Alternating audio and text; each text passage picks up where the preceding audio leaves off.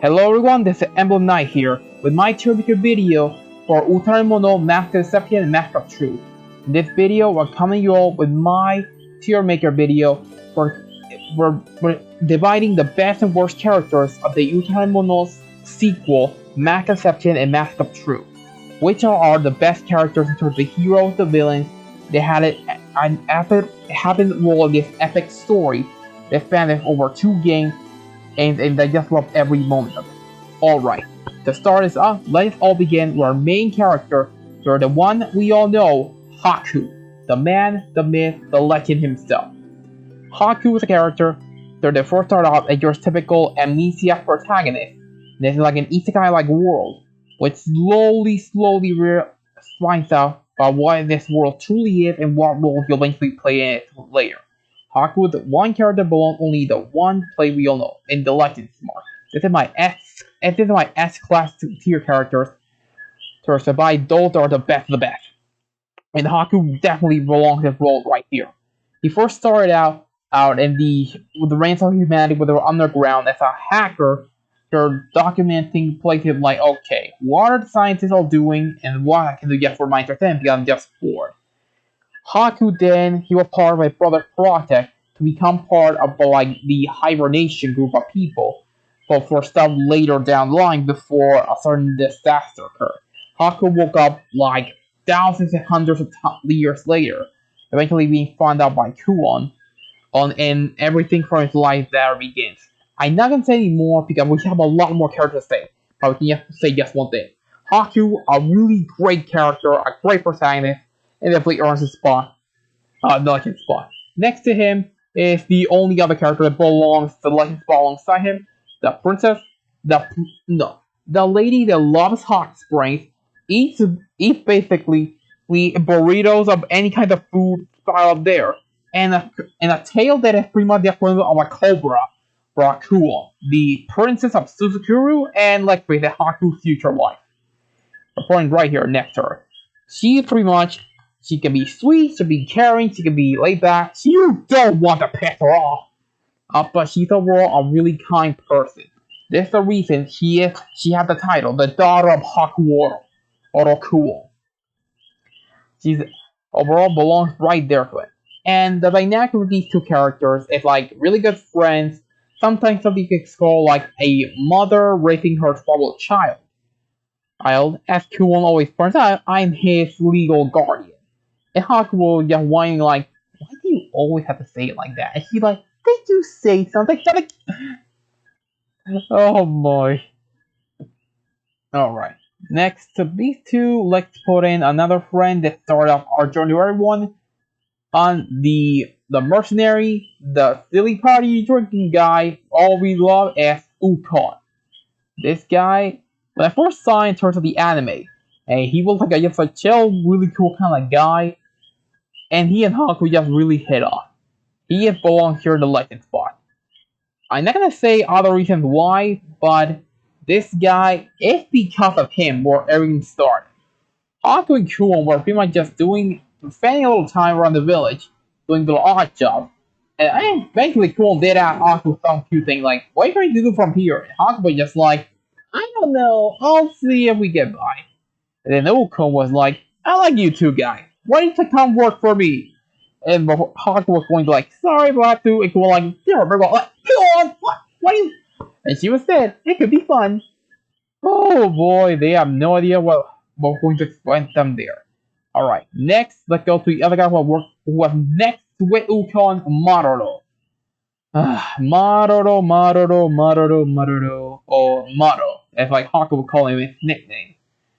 This guy, he is clumsy, he can be silly, but he's a really good friend. But considering how things occur in the story, I'm only putting him into B. B is another good spot, but it's mainly for characters that couldn't play a bigger role that I feel they should have, but I put him there. I don't want to say anything. You guys already, those who have seen my other videos, you already know my thoughts I said about Maroro all here and there, so you go watch them, but I'm just gonna say this. Maroro, good friend, he disturbed a lot more, and he's the only guy that I ever seen do a silly dance for using fire magic. So he has going that for him. Alright. That completes the 4 group when you begin the game. Next we're going with Okon's beloved little sister, his right hand person slash secretary, and a girl that is just like, she is cute the button, she's super smart, but she will literally not hesitate to kick you in the nuts. AKA Nekone. Nekone is definitely a material. I could put her next to Legends, and she definitely does really great stuff like in the events of the events of Backup True, but Nekone, one of the biggest problems is she's maybe super intelligent, the potential to become a great skill, but again, she's still only a kid. This is hence why she always has to. She bosses with Haku almost all the time. She worships Kuon as basically being her legitimate sister. Or that way she spent the entire game in the anime always calling Kuon Onesama. You could translate it like dear sister, great sister, lovely sister, and all that. And Nekone, she loves her brother. She loves him so much. Sometimes I feel the dynamic is Nekone loves of her brother, other Ukon slash you know who, as something more like a father than a brother. But it's just because that closely they always had all their lives. She's even if like Kuon would say, she secures the button, so I just can't leave her be. And that will point Nekone in number 8. Alright. Next, we're going to put in the recruits for the other members that became part of the team eventually. First up, we're going with one of the few we did see, the Atui. Oh, I like the color, Miss. Lovely girl they want to find romance, slash, she's a psychotic killer that she will not hesitate to just rip your head off and lick the blood of your corpse. Atui, I'm really in the bind. I don't want to put her either B or A. I'm going to put her in A because Atui, there are so many things I say about her. Her little quirks, her flying abilities, her overall comedic moments, with some little quest skits you see, even like Mac Deception, and her gameplay flying style. I'll Intramural Sun, and eventually Sun 2 will come on in a couple of weeks from now. But I can say a lot of that stuff, but I ain't putting this in short. Atui scares me. She is the girly girl that finds flying love. And that's on it. That's what we're putting. Putting on A, and we all know she is like Kuon's rival. Alright, next to Atui, we're putting in the next princess. Rutie. This girl, I'm putting her in C. Throughout the entire story, she was in the support role. She's basically the caretaker, she is the baker, she is like a mild healer. She counts up a certain tank because of a certain someone that was with her, and we all know the whole thing, she's in love with Haku. It's like a mild crush that she, after the event and the play in Tobacco 2, she's like, so this is my beloved. And the whole Haku and Kuon, I've seen ever since the anime, like back in 2016. In like the whole 30% good, if not it's okay. But just putting on C. She's always just been like the side of the background. But she's a good girl. You all love her. She's adorable. And besides, she loves squirrels. Alright, we're putting her in C. Next to her, we have to put in her little, or basically her giant chocobo, Kokopo. Well, I'm putting her right there. Kokopo is like different. In the game, we always see small time how she was so playful as with Haku. In the anime, we see lots of times of how Kokopo was very defensive and protecting Haku to any time and anywhere. But Kokopo and Rutie are our two-man team. Or a girl running her giant chocobo team. But you get me. Together, they play pretty much the equivalent of the tank of the group. In the games, they pretty much can be quite tanky, so you can put them in front of any defensive unit, like say like Kiru, Atui, or Nekone, or even Kuon. They can provide good defense, and like Kuon and Nekone are healer, you basically have a good heavy and healer combo. Both for can help you a lot. I always try to go on the hard difficulties, and Kobo almost always get destroyed by Mikatsuchi or like the higher tier opponent later on. But that's I guess how they work. Two characters that are cute and cuddly, but can be quite fierce if you really take them off. As just as Routier said, Kokopo's not scary, she is cute. And we all agree to that. Alright, next we're going to basically the comedic relief, the joke clown voice gets hit the most hard stumps on Kiru. Kiru I'm putting him in D. The D usually is supposed to be reserved for like trash characters and all that, but I'm only putting because Kiru is two things. One, he is the sworn brother of Ukon, but that's like you only say one at the beginning and like the end of backup truth, but that's only it. Half the time we know how he is. He's just for comic relief. He always suffers some kind of hardship, and Haku was saying like Kiru Gambare, or hang in there. And we know Kiru has a crush on Neko. Maybe sometime in the distant future, like the whole like say 10 years when they're adults, Kiru could marry Nekone or not, but who's to say? But overall, he is a good guy. He's pretty much Haku's sidekick most of the time, and the whole poor Kiru, there should be a meme somewhere in the Utawarerumono community. But overall, that's pretty on, buddy, but you're a really good guy.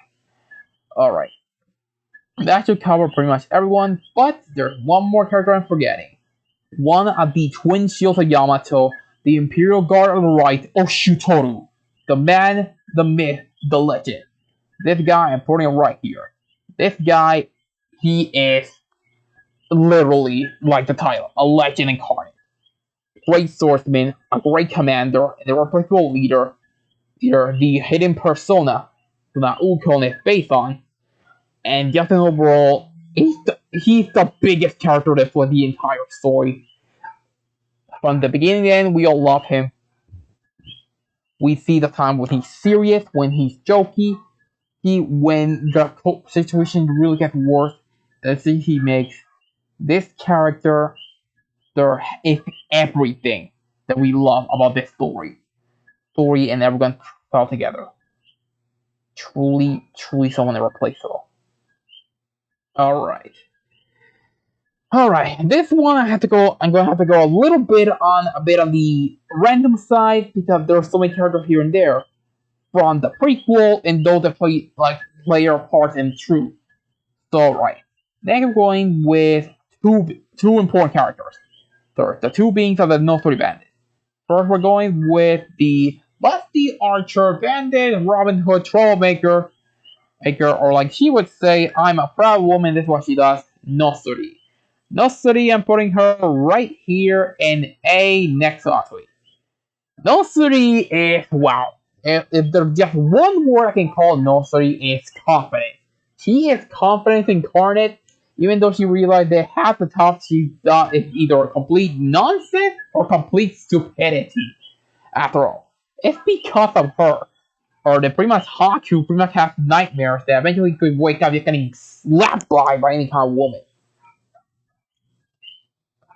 I mean, seriously, the episode where it's supposed to be based on her character review to join the team eventually is Haku just cleaning up the gutters. He gets swooped in because there was practically a sinkhole, while Notori is doing her bandit stuff. And she and Haku just get forced down directly to the sewers. Or the next time when they see each other, just cleaning the bath. In the games, they're talking about she wants to recruit him, but in the anime, she straight just slaps him like silly. And you would think that's bad enough. When Haku came back, Kuon was during the fetal position, and Haku was like, uh-oh, I better walk away because they just kind of hurt. And then we all know how that ended up. Oh man, Haku really had a rough that day. And Nozori, she was just like, I can't get married anymore. But Nozori pretty much, it really has some hard problems. In gambling and games, she absolutely sucks at them. But she just start and continue. And she has bad motion sickness. When they were going to on the ships, he was talking of like, we're going to complete this mission honor with match to the Emperor. Next minute, we just see her just bombing like crazy. AC. But she also one of the most effective archers in the group. Her and Kiro basically have a duo, but she basically in terms of archery, she does way better at her. For example, in my 2 playthroughs of Math after Deception, Notori was the one that pretty much not really one shot, but landed the final blow against Burai. Right, him this massive kaiju form. Notori has saved my butt more times than I can encounter in terms of gameplay. Like, and even in Utawarerumono Sun, I just love using her. Her rapid fire attacks are just too fun to use. And that we're putting her number 8. Next to her, we're putting her assistant, her right-hand man, and her beloved brother, Ogi. This character, I want to put him legend because Ogi is basically a badass. But, as Ogi would say, I'm my sister's shadow. Wherever she goes, I'll be right beside her. This character is just like, Ogi is the guy that he knows everything, but he'll act like he's nothing. I'm just like, how the hell do you even sleep? He's the kind of guy that would literally just hang upside down, out overhearing or doing anything while his sister just either partying, drinking, just vomiting. It pretty much wonder how is Nosuri even alive, considering her brother are pretty much the brains of the operation. But again, Ogi's he's just awesome. That's just it. Ogi's too awesome. He's a great fighter. He fights with 2 dual wielding blades. He can even fight apart like powerful fighter, either like Oshu Toru actually. And even overall, he pretty much just whenever just spending time with the guy, he does silly jokes they'll just be unexpected. Ogi is fun, he's badass, he's unpredictable. He's basically like he's the definition of a Joker's phrase, you'll never see it coming. Ogi, awesomeness incarnate. That's what he is. Alright. Next we're going with, oh boy, the 2 twins that pretty much leave Haku with a sense of like, why it has to deal with them constantly. Ururu and Sarana. The Kamunagis of Fate, as in translated like the twin chains of fate. After the whole stuff that led to Nosori and Ogi joining the group, Haku was in front of the Emperor and was presented with an award for these 2 dancing priestesses that when they were seeing, everyone was just like, whoa. Oh, because they're basically equivalent to like the great treasures of Yamato. You know, like how in Japan there's like the 3 important relics. Like they're captured every time the next emperor is appointed. They were basically they shift to Haku. And even one of the generals, a certain fact, so I'll bring up later. And it was like, why is this guy gets these 2 separate treasures? And Mikasuchi and all the other general was just like, Nekopompo, shut your yap. Yeah, you do not question the Emperor's actions. Emperor, yes, shut up and sit down. And Udo and Sarada, oh boy. Their development is definitely more on the very slow kind. They were entrusted to protect and serve Haku. And the anime, in the anime they want to get Haku's pants, like literally. That's like their character. In the games, they support more in terms of serving, protecting, and helping Haku along. In the anime too, but in the anime play more for comedy sometimes, but that's just how they are. And later in Truth, they definitely get a more development for being like more individuals, especially how Haku had to order them to like prolong their powers, even for a certain time be separated. But they're pretty much just like, we're okay, we'll obey any order you have. And there was even one important scene in that definitely that had the development for the 2 of them. I'm not gonna say it. I'm gonna say it for later here, but it made me tear up a bit because it was shown that these are not like dolls or just like servants. These are girls that were pretty much like children, and they were starting to just grow up. And definitely, that was something beautiful, actually. But I'm still putting B because, you know, that's just how they are. Alright. That pretty much completes like the main group. And the last one we need to put in after I'm talking about before the big events play out like in the later half of the game. We have to put in a certain someone that is pretty much she's trouble. Anju, the princess of Yamato. Anju. I'm putting her in A, but and I guess we got to her first letters already. No, Anju. Anju is a character that I can only describe as problematic from beginning, problematic to slightly to the end. When when she first debuts in the anime, she takes Rutie's boys love manga sketch thing, and the games she just appears out of nowhere, where in the everyone's apartment house, out in the complex, and she's just drinking, she's eating, she's sleeping, being and just like what who is this girl? What's she doing here? And again, there's like 100 things I can say more about Anju, but I really just don't want to. I'm just gonna put this in short. She's a brat that slowly grows up to become worthy of leading Yamato. Something makes me wonder, like, why is Anju like this? And considering how Haku is, why didn't they make the Anju was like Haku's daughter? Even Nekone says that Anju's behavior personality is like exactly like Haku. Dude, that was like just a joke, but that was like epic good foreshadowing and for later events. But I can't end it there. When we go back to her father, I'm going to draw from important plot details, but later. All right, this completes like the whole main group,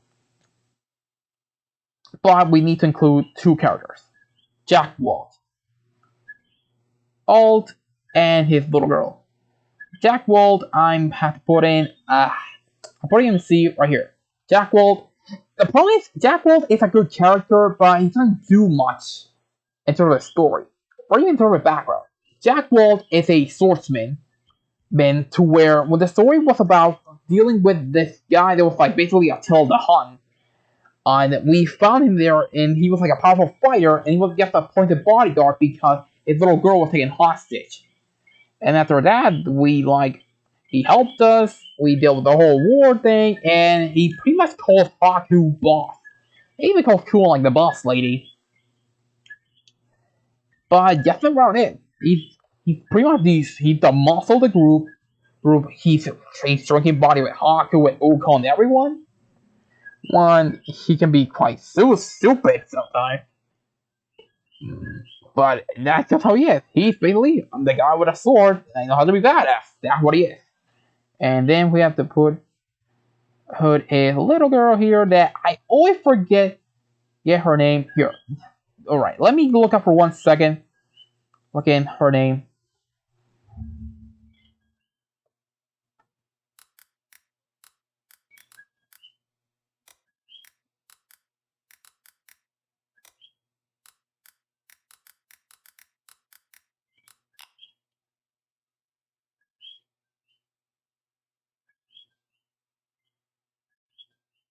Here we go. Shinonon.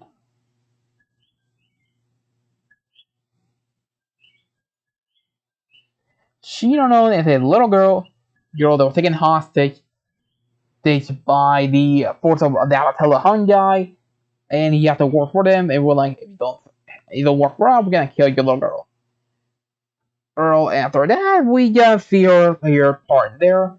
her biggest scene is just when Haku and I were partying, being drunk and we're naked.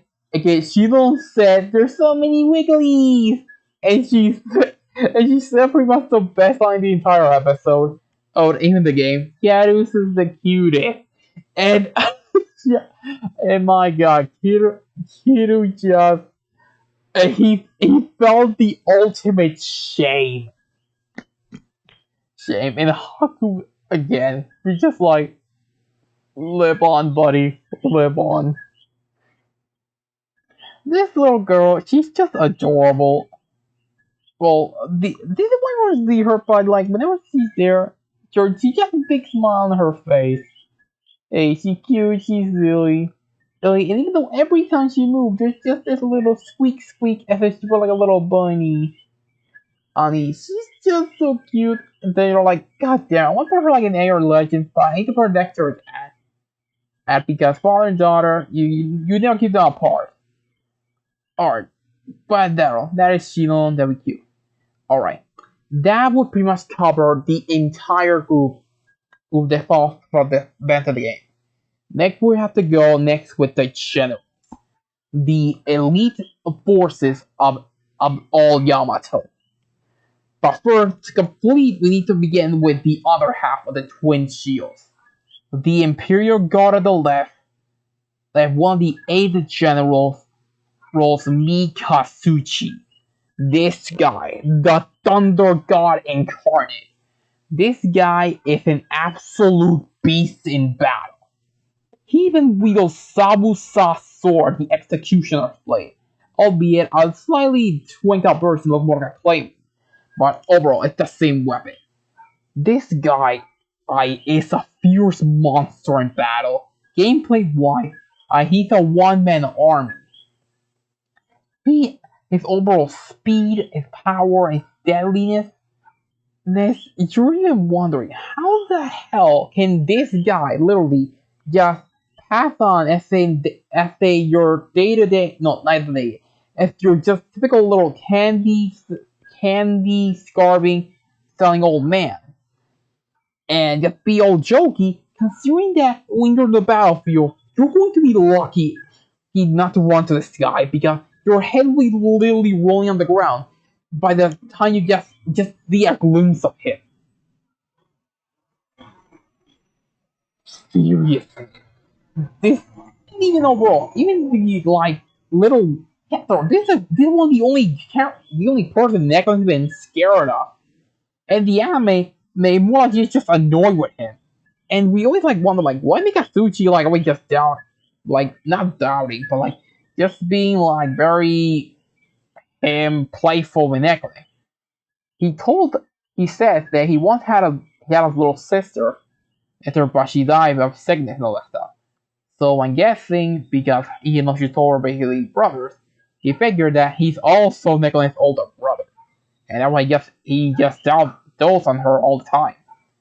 I that's pretty much just how he is. He's in battle, he's a fierce demon.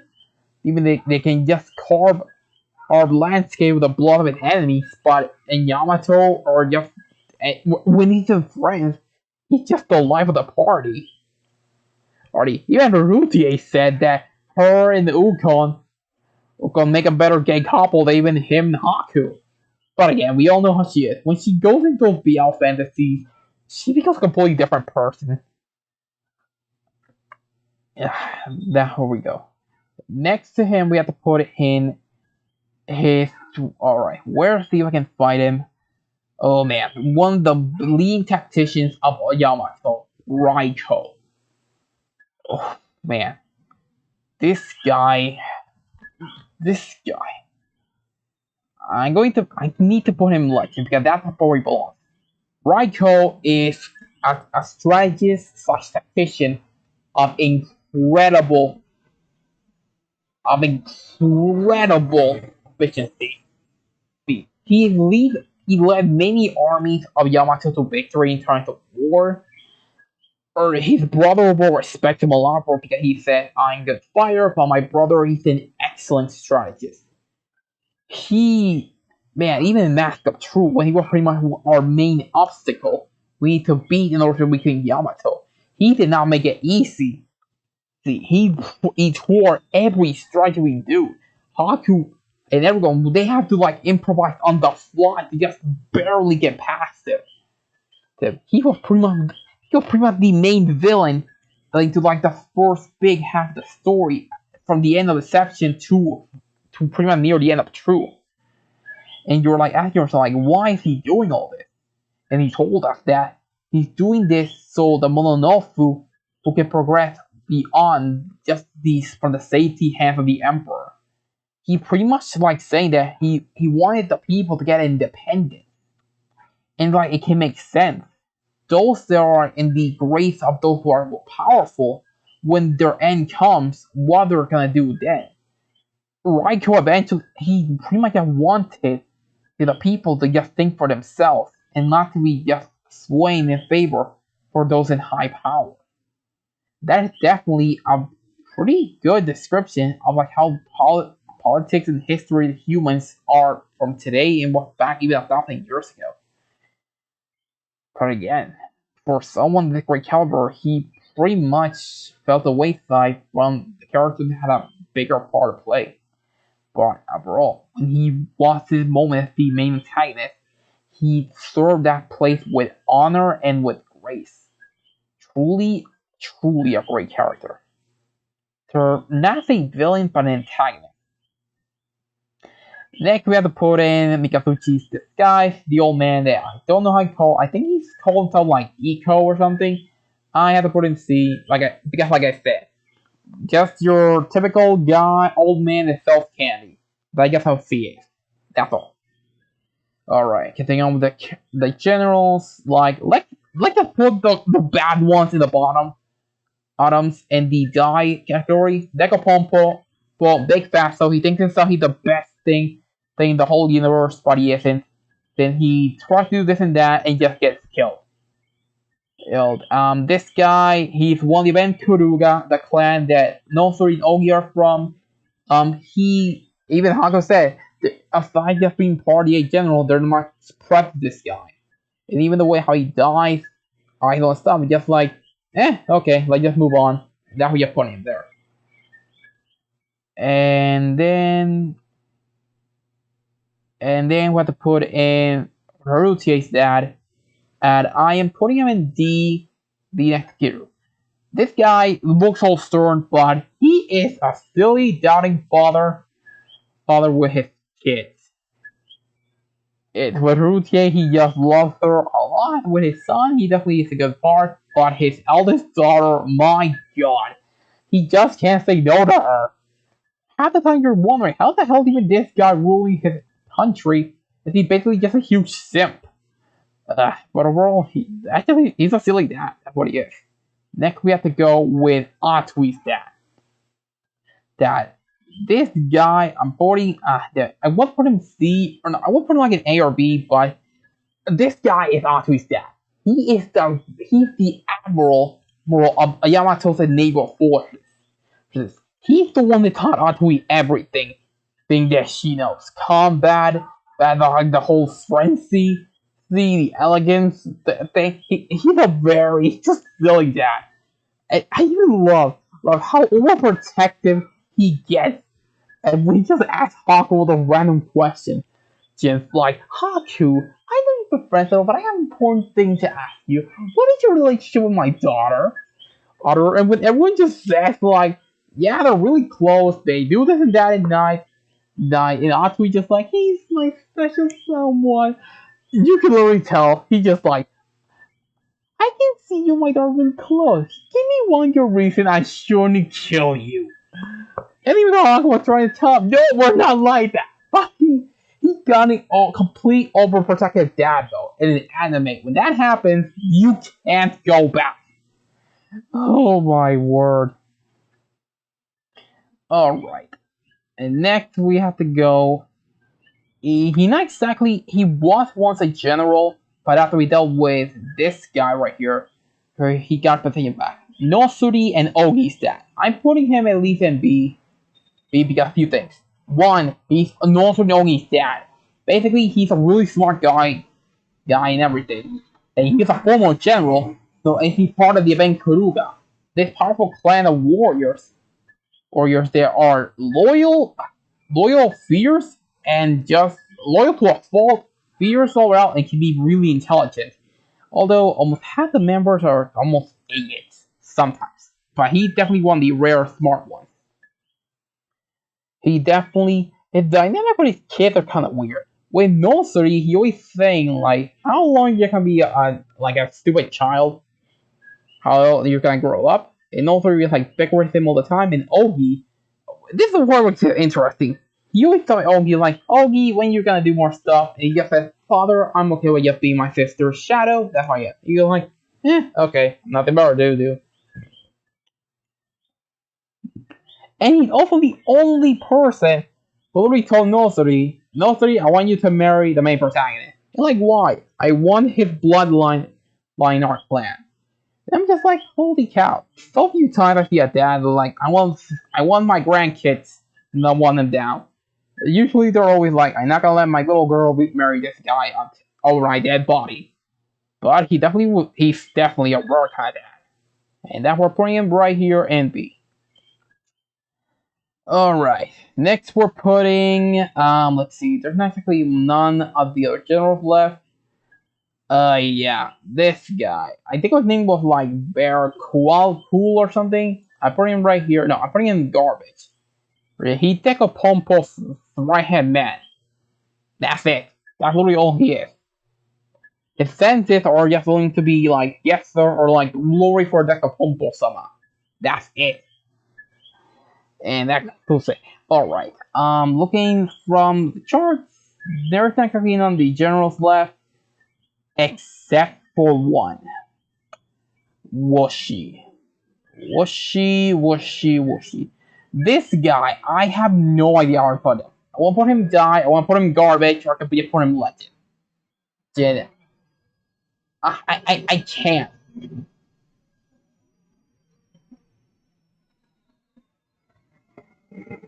You know what? I'm going to do something different. Just only one thing different. We're going to make a complete new one.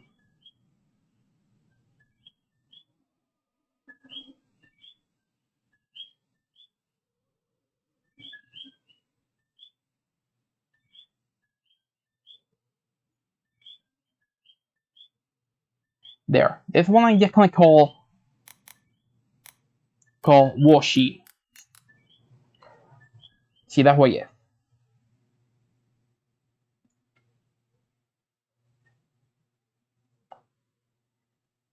I need to put that because there's not even enough I can say about this character. Let's go with at least the base stuff. He's one of the 8 generals. Roles. He's more like the mediator that settles down everyone where they're arguing or in the unions. Yes. And he's also the author of Routier's favorite BL series. You know, her boys love manga doujin stuff. He's the creator. And there's just so much this character does, and I just really don't want to say it. And don't play a game, you don't know what I'm talking about. I want to make it short, because if I do that, this could just live. This could go on for like 2 or 3 hours, and I just want to hurry from the general altogether. But that's what she's at. I'm putting him here in his own spot because you know the reason. Alright. The kind of weird. I'm looking around. Here we go. We're pretty much covering all generals, and here's the last one. And we're obviously putting her in legend. Yeah, Munechika the Guardian. The only female member of the general, and one of the 4 mass users among them. Seriously, this character is amazing. She is Anju's babysitter, basically, aside from the Emperor. She is her role model. She is one of the strongest female characters there in terms of physical strength in combat. Only rival is like Huon Atui and all that, but she's overall great. Her occupation towards an RPG is like that of a tank. She can dish out and endure heavy attacks. With her mask, she can have the ability to summon this huge barrier wall Well, they hence give her the name the Guardian. Yeah, and she even has she has a hammer-shaped gauntlet. But then when she stomps down, it's basically like a quake attack. Like if there was like a one character would have a devil fruit, Lunetico would definitely should have White Bear's quake fruit. With it, she'd be unstoppable. Quake powers of the fruit plus her gauntlet, with her mask, she definitely be recognized the strongest female character in the whole series. Grace, but overall, that's just some shit. She's a lady of grace, elegance, and because of Anju, she became part of the I like to call the BL lover trio with her, Anju, and Rutier. Okay, that's like their special weekend plan. And I'm just like, what the heck? Oh boy.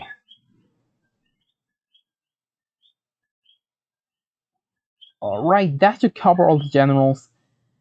The last one. The last member of the 8 generals. The final boss of that section and one of the four mask users. Burai, the flaming demon. This guy, I'm just gonna put it just one simple phrase. Burai is the embodiment of the phrase, the strong live, the weak die. That's all there is to this guy. He is just, I take no prisoners. There is do or die. I do not want to say anymore because that just opens old wounds that I don't want to open right now. Like, you put him here and die, and let's just move on. This just covers all the generals. Bros after this point. Alright, I'm going to go a bit on the other side characters and get put them where they belong. The bandit guy that we encountered at the beginning of the game before enter Yamato, I am putting right here in D. This guy he's a bandit. I steal stuff, I kidnap people, I rape women, and all that stuff. But he has like a little character arc where he becomes more of a more humble person. And we need to do one thing. The only reason he ended up in prison was mainly because of Haku in the game. Haku decided, like, okay, I'm going to go to this guy, fifth work, to today, they're going to steal all that gold for myself, for my retirement fund. And the guy was just like, hey guys, I'm going to stop being a bandit and I'm going to open a clothing store. Are you all with me? They were like, yes, boss. And I'm just like, Haku, you were the complete bastard here. You think karma hit you right in the butt. But when all the big factors in the end of Makato occurs, he definitely is helping people here and there. And I forgot because it's been quite a while since the end of Makato directly, but I think he's working like a Robin Hood type guy, just like Nosuri. So like that's one thing I like. He was just your typical bandit, but now he's a good guy. I'm definitely good to see it. Alright, next we have to go with this girl. I forgot her name, but she's the daughter of one of the generals that served the Attila the Hun guy during the events of the war, where we have obviously Jackwald and Sheila enjoying. She was definitely a character that she had like this. The problem is she has like this own big character arc that you won't see unless you get big attention. But let's just put in like short. She is the daughter of a soldier, and her father was always constantly telling her, "You do not belong the life of a soldier. I want you to live a life free of war." And then the whole thing where her father died, because he fought, he told her a one-on-one fight was a fight of honor, and and she saw his dead corpse, or more than his last breath. She told him, and like, do not seek revenge or anything else. And she eventually she went to Yamato and became basically a servant for the house of the emperor, and she definitely did help us. But when the events of the game were playing out, and then she obviously took in Burai by nursing back to health. And he even asked him like, "What exactly are you fighting for?" And Burai told him like, "I'm a soldier. This is the way I live." And later stuff happens here and there, and she pretty much ends up being a servant related to Atui's childhood friend in his country, and maybe he's going to be a future queen. Like I said, this character's her whole character arc is like something really really small. You need to pay really close attention to see it, but like it's really sad because the Monofu take themselves pride in being the equivalent of loyal soldiers to their country or to their own beliefs. And but this girl, she's just like she wants to prove her worth, but like there's nothing for you to prove. Or people around you just want you to live a life free of conflict. You don't belong in it. And like that's her whole arc to like realize what they're saying. But she did help at some parts here and there, and she's a good person. Just different, like a wrong place, wrong time kind of scenario that we're all playing in there. All right, next. Now all the characters from here on are going to be part of Masked Up True. Oh wait, I need to include yeah, the Attila Hun guy. I have to put him here in garbage because again, he's Attila Hun. He's he went to fight Yamato thousands of times and he always failed. But he's too stubborn to admit defeat or something. Even like a servant, someone going to say like, will you just stop doing this? He just like, do you want me to kill you? After all, this guy, he really killed the messenger of Yamato. So just for the kicks of it. But that's how he is. After the war with him, we didn't even see him anymore. But the only thing I can guess is just he's back in his country doing, his stuff. But that's all.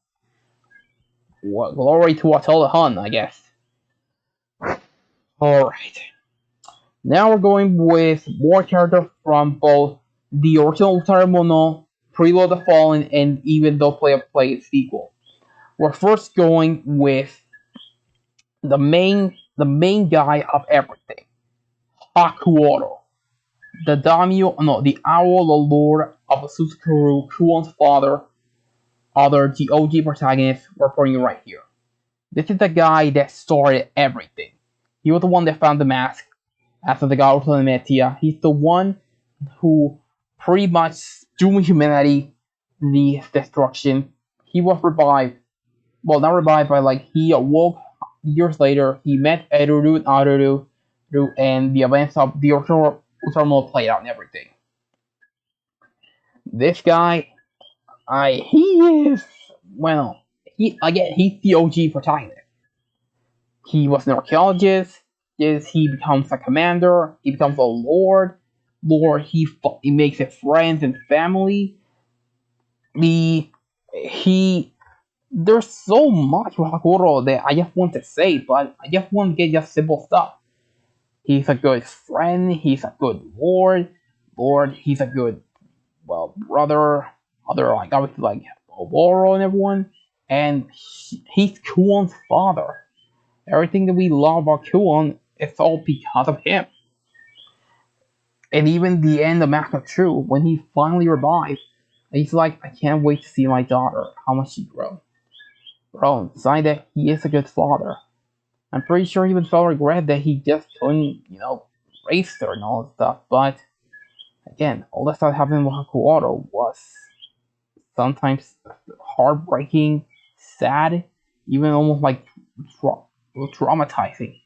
But he always persevered because everyone believed in him.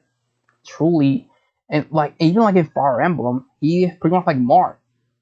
Because a good king is because of the people who follow him. And that's just how he is. Hakuoro, the Lord of Susukuru, definitely belongs in the legend spot.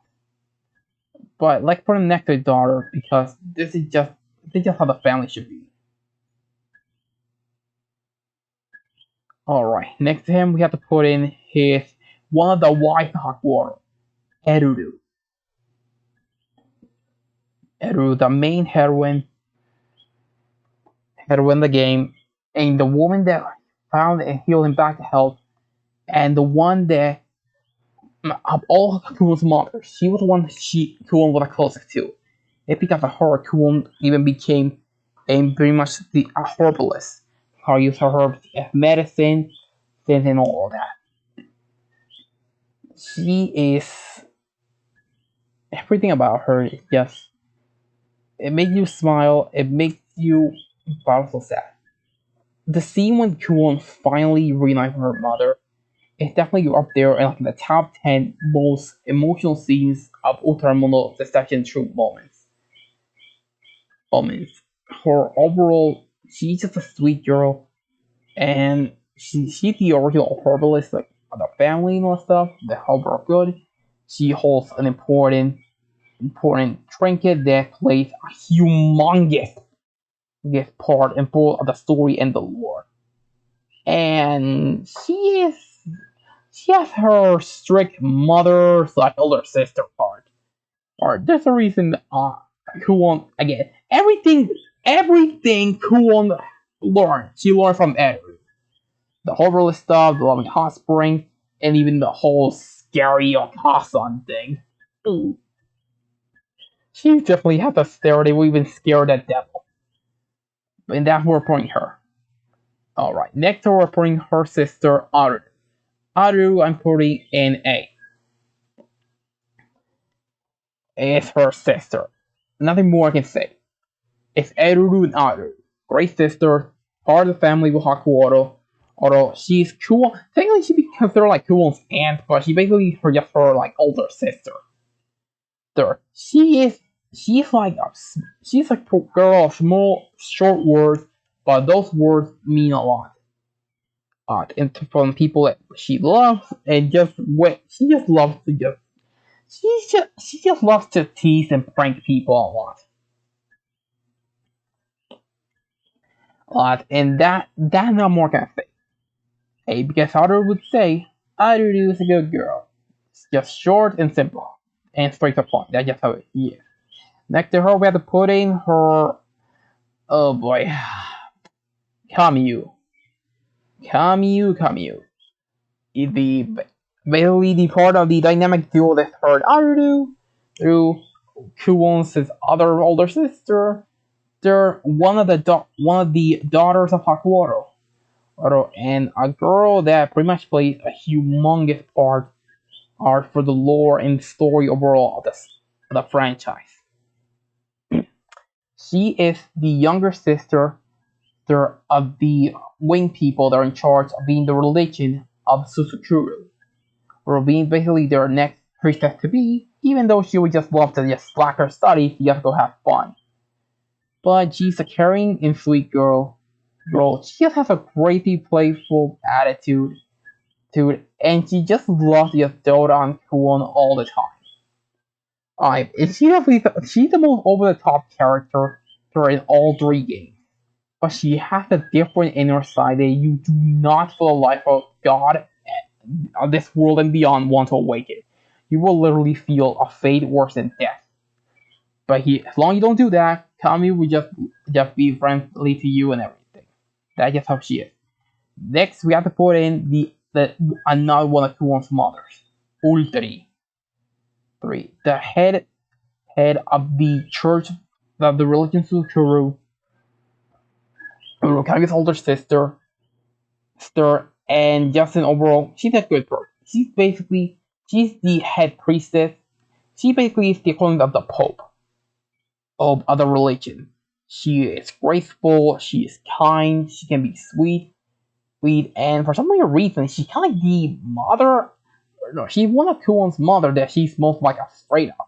The next one I be being Karura, which I still don't understand why, but she is the one who has taught Kuon how to use her magic.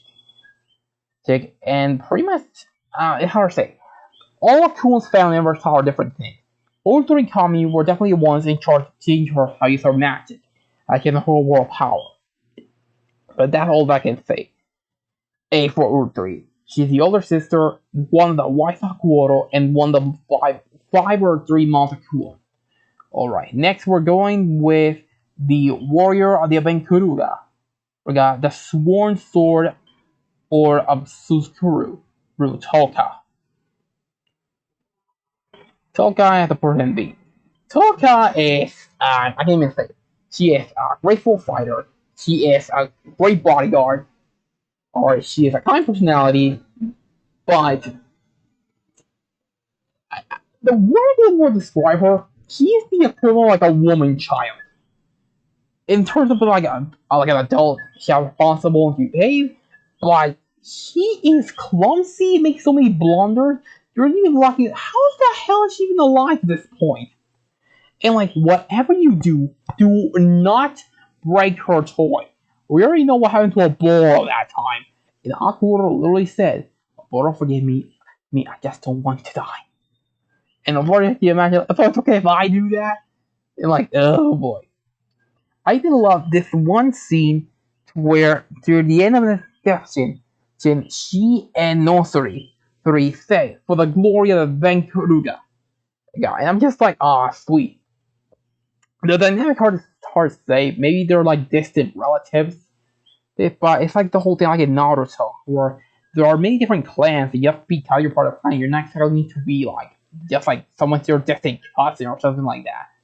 They just like we're in a clan, we know each other, but that's all. But Vancouver definitely are interesting bunch. There are those that are really smart, those that are stupid, and those are just really, really clumsy. Alright. Next we have to go with, oh boy, the one that we can just call a lady you can't say no even if you even have the balls to say no. Karura. One of the White Utawarerumono, one of Kumon's mothers, or like don't say that because she will instantly kill you.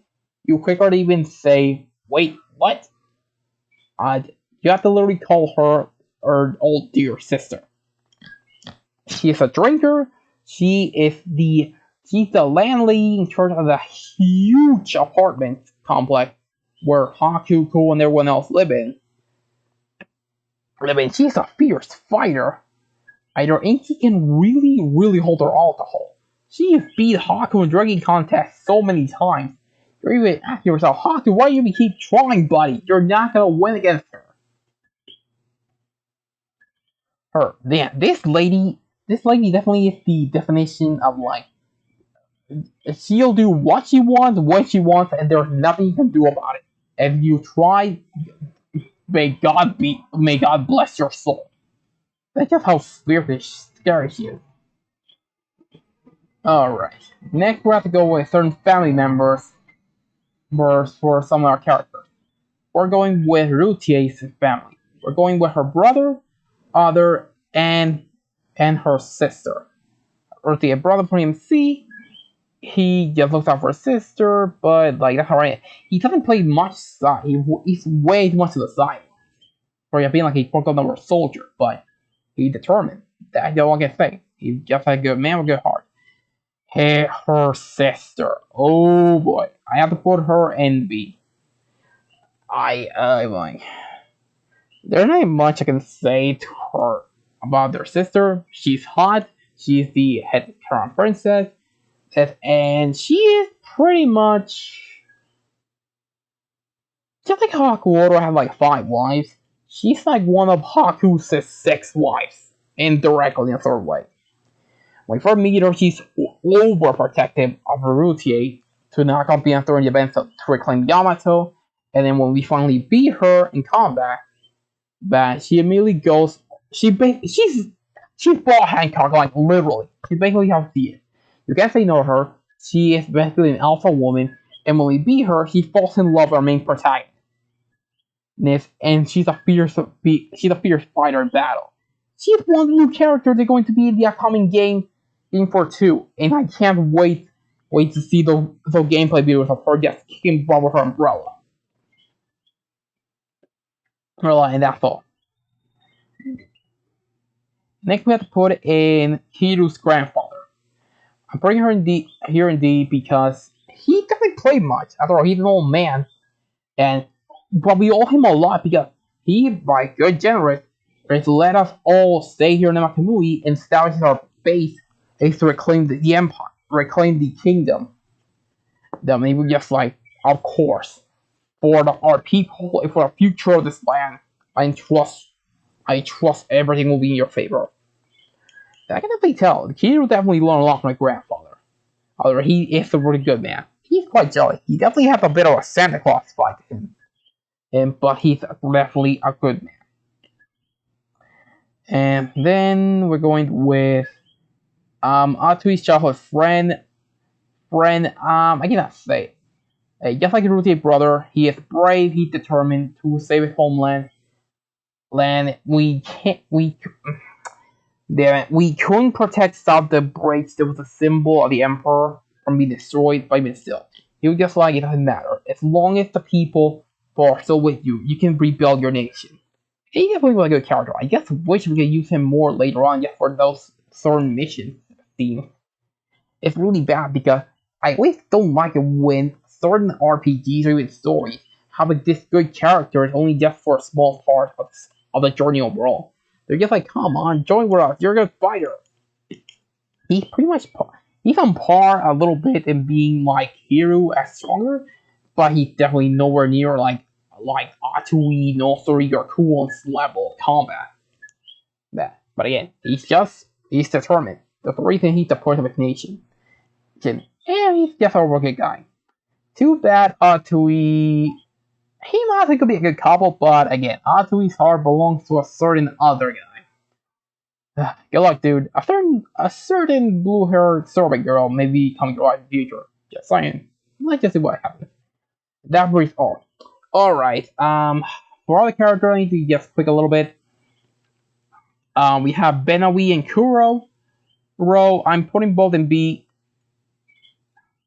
because, again, they're the generals of Sukuru. They're Hakuoro's left and right hand man.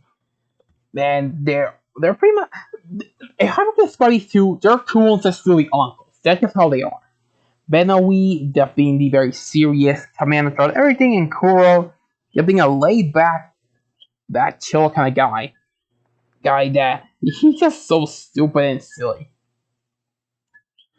But that's just how he is, and people love him for that. Although every time I look at him, I just look at him like he's basically Ike from the Radiant games, and but just older and slightly shorter. All right, next we have alright, we're putting Mukuru. The respective family giant tiger. I have to put him in right here and see. Aru rides him all the time. I'm Mukuru. Mukuru was part of the main game. Everything was just a small cub. It just grew up super big, just like Kokopo. And he's a fierce beast in battle. At all. Because apparently he's a special type of tiger that is basically just savage incarnate. But because Uru managed to tame him and grow, Mukuru was just a faithful guardian of the family overall. And you're even asking yourself, like, how the hell they even allow Mukuru back through the whole series of Yamato? Everyone was freaking out because there's a giant tiger right in the middle of the streets. Respotted and you're like, Mukuru, stay. And oh man, I even remember the episode when Kuma was roaming all around town to avoid her sister. When Haku was just trying to slip away, Mukuru was giving him the death glare. You're like, okay, I'm gonna go. Nice kitty to leave me.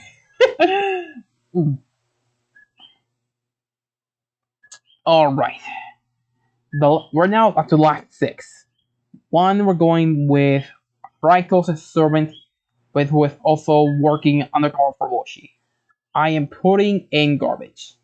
This character is completely irrelevant to the whole story, or just being like just a faithful servant. And even though this character just tried to defy Roshi in the end, we remember this character killed Maruo. That's all I can say. It doesn't matter if you try to redeem yourself or how you must respect Raiko. You by your own hand try to kill Haku, and Maruo played the price for that. That's why I'm putting you just in garbage. You're just be faithful and putting you in die. Just be thankful, but that's all.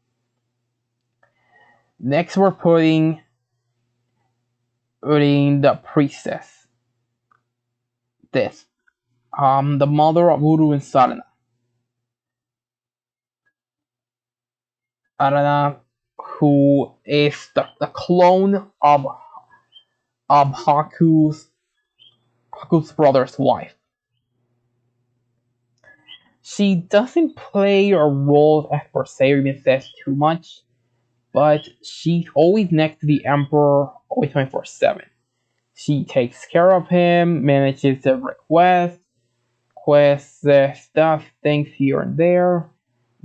She's a good mother, and she again, she doesn't do much, but the little things she does leave a real big impact.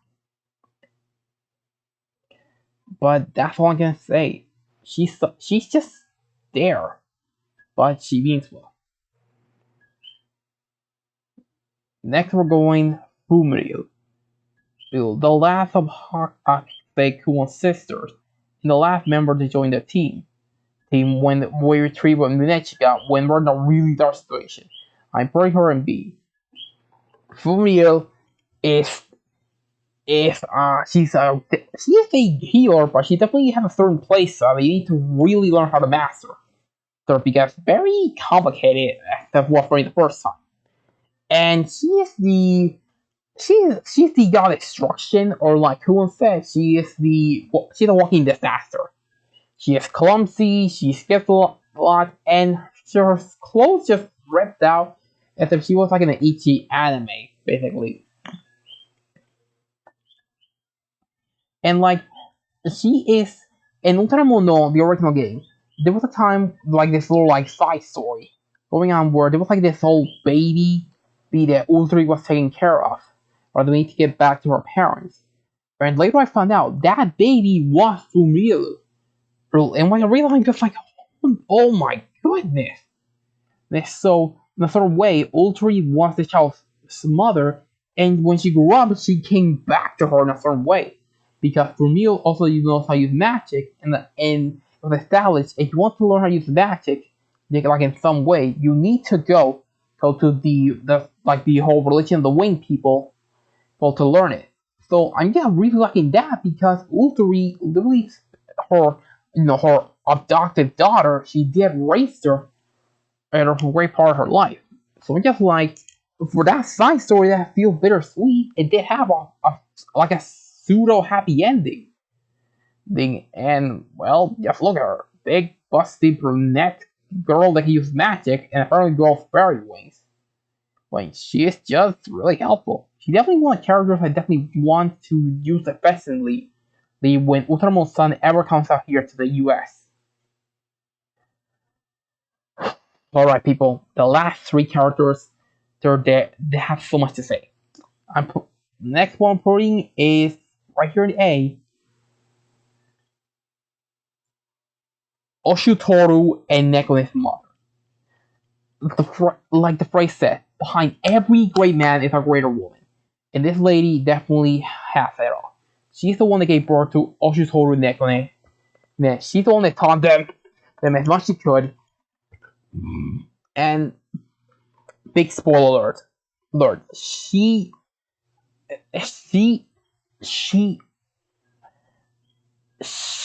knew from the beginning that her son was dead.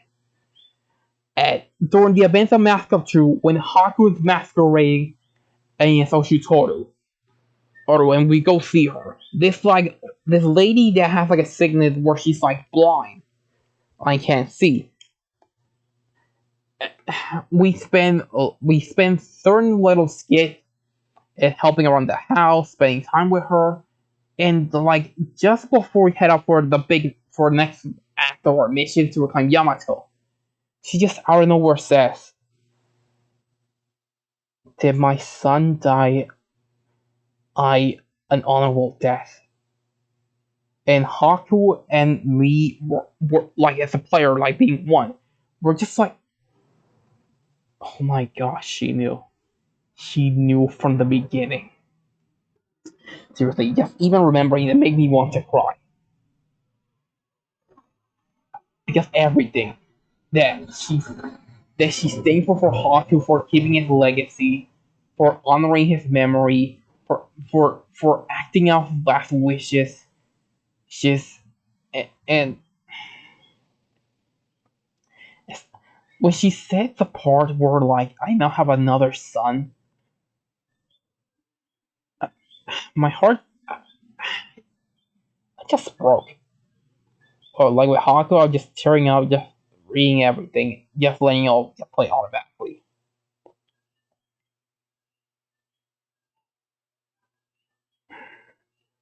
She definitely did love her husband a lot. She loved her two kids. Or even CSA3. She's just a good mom.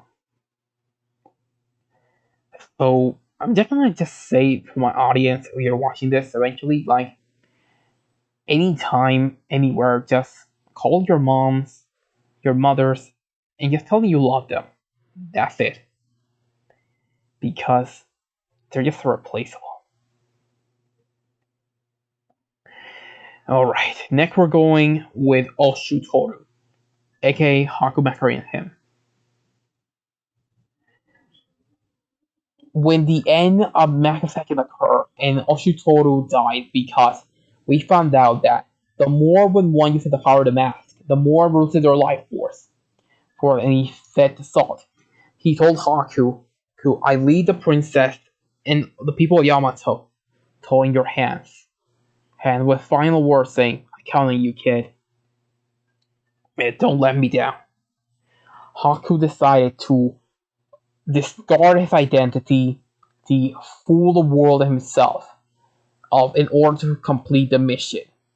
The saying, Haku said, I am the Imperial Guard Right Oshutoru, and thus ending Mass Deception and beginning Mask of Truth.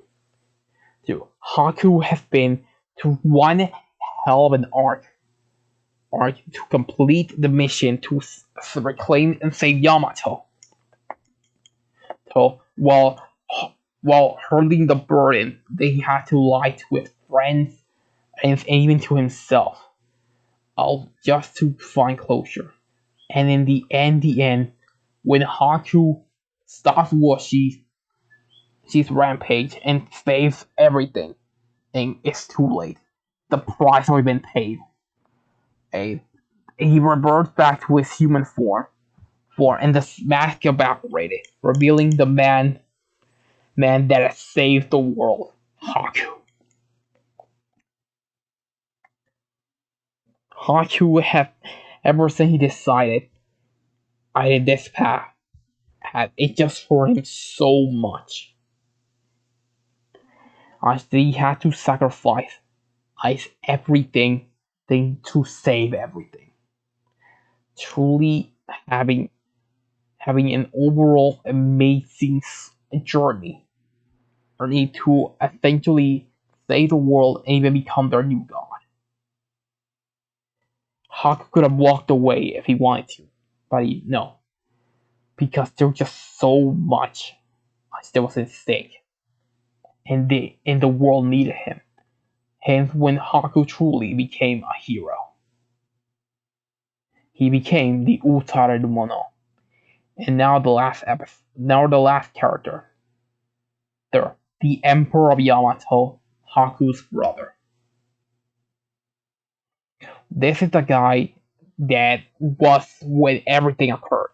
He was a scientist that were working on what was called the Project Iceman. There was a project for humans to make copies of the mask as the Hakuoto. So they can, with their body become basically superhuman, they can reflect on the surface. But he's also working on another side project to preserve or extra people for the future in case things took a turn for the worse. And Haku volunteered for it. When the great disaster brought about by Usameti occurred, or he managed to survive, just by basically a miracle, called as all the people became tatami, those red blood immortal creatures.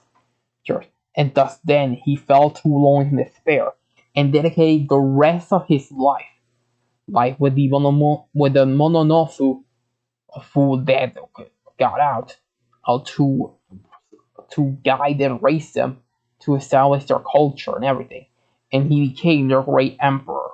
He expanded the empire, he gave them knowledge, he gave them gifts with technology, he prolonged his life through different means. And to the end, and when he reunited with Haku, that was definitely the most important episode when he told Haku everything. And even after what happened with Washi, his clone, no, his son, to where he loses his path, where he got delusional on the whole restore humanity stuff. And even with his death, when he ordered the satellite cannon to just fire on Yamato, when he spent time with his wife, she told him that I may have been a clone, oh, you made me, but I fell in love with you just as the original me did. And he laughed like like all these centuries, all these years of loneliness and despair. Like he just not like I thought like talking like he snapped, but no, like he finally got the closure he long wanted. Did. But he there's not even enough we could say. Just one person to bear the loneliness responsibility of an entire world, and he had to deal with all that. And something made me wonder, like, why did he want Haku to return? Did he want his brother back to just claim the only family he had left, or did he just want to just die and just put all the whole burdens of humanity restoration to Haku? It's hard to say. He was just a person that lived for so long that he didn't know what to do. What he wanted. To die, to pass everything to the next generation. Hard to say. But he was the one that started everything. For the good and the bad. He was the emperor of the people. He was a brother to Haku. He was a father to Anju. Anju and Uru and Sada and Woshi. But in the end, he at least accomplished what he wanted. He obtained peace. Peace of mind and peace of self. And alright people, and with that completes my list for the Utawarerumono Max Session True tier list. Thank you all so much for this presentation. Here and been a really good buy. Thank you all, and you know what I need to do. Leave a like, subscribe, follow me on Instagram, follow me on Facebook, and follow me on Twitter.